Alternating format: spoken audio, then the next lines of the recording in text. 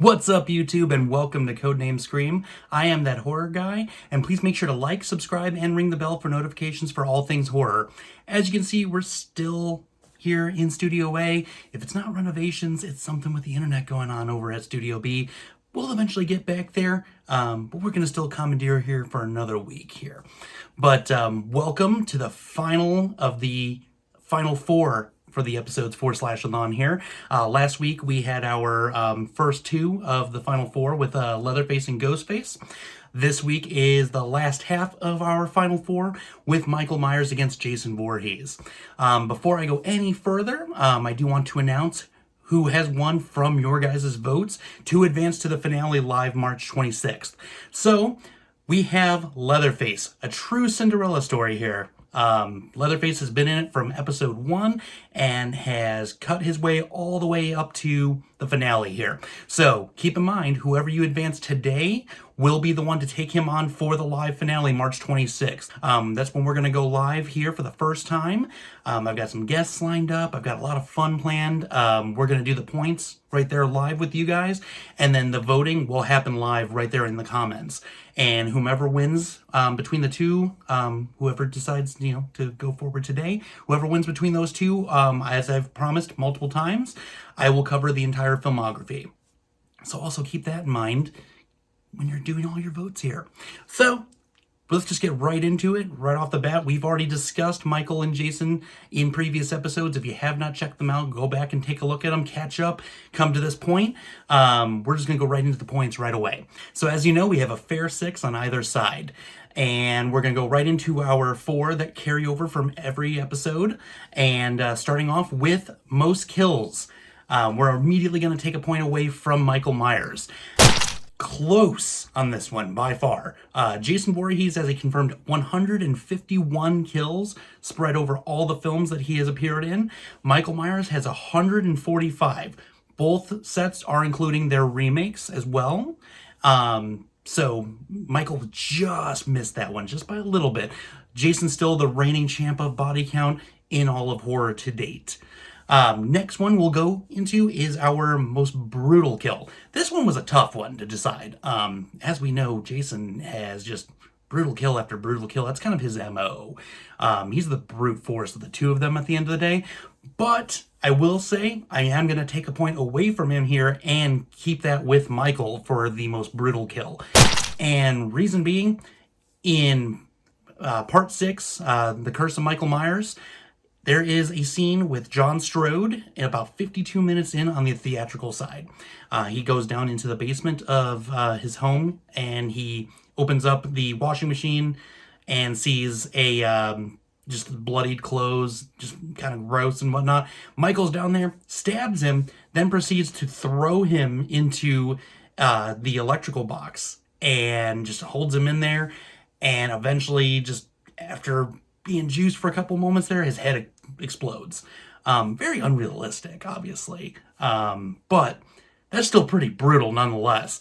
Jason did come in at a very close second there. I almost gave it to him based off the Jason X kill, where he takes the girl's head, puts it into the cryo-freeze, pulls it up, and then smashes it down.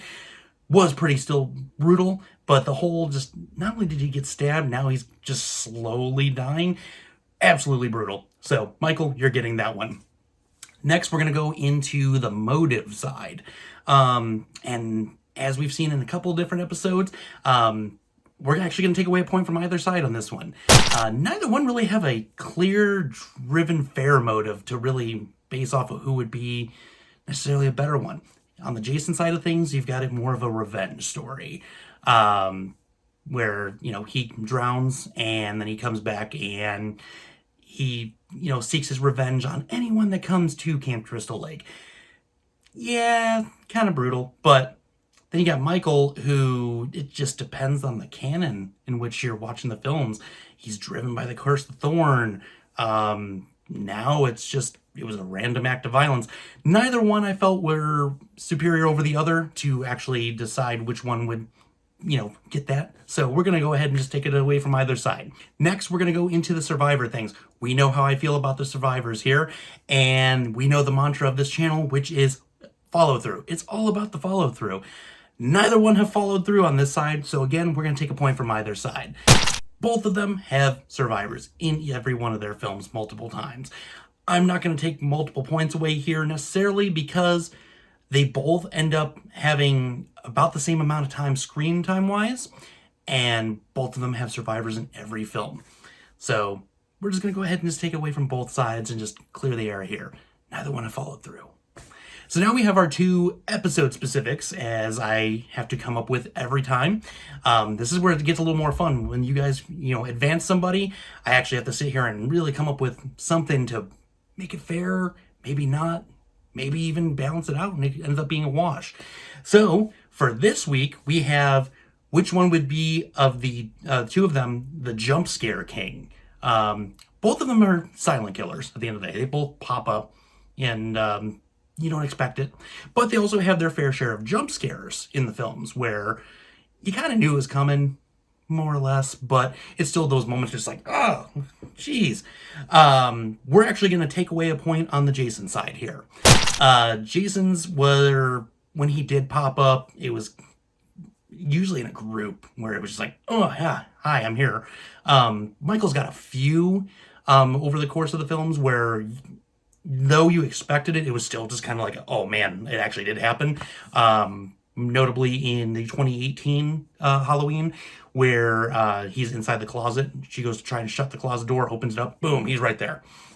And then in another one, though it gets a lot of flack in Halloween Resurrection, when the scene where they cut over and they're like, well, where is he? And then they cut back over and he's right behind them and bam, gets Busta Rhymes. That was still like no one expected that. It was awesome nonetheless, though. So for my final show-specific point, took a little bit of thinking to do on this one. We've already covered kills.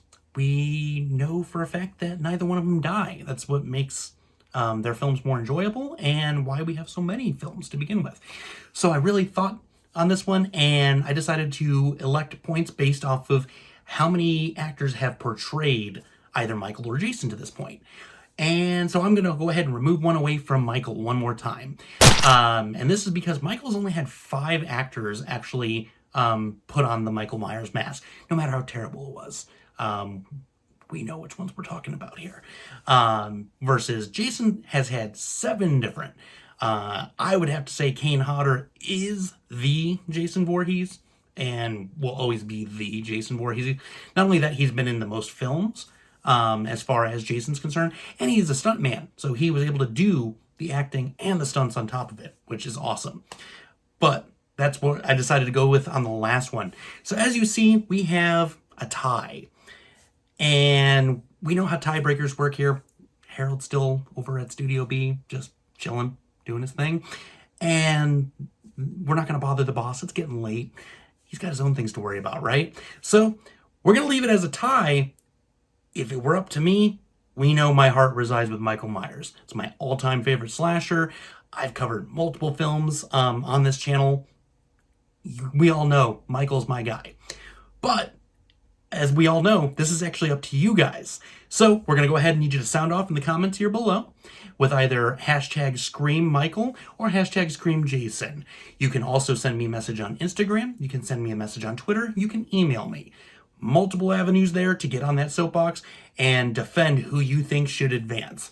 Keep in mind, the person that you did advance tonight will go to the finale against Leatherface on March 26th. With that being said, scare you later, YouTube, and enjoy your voting.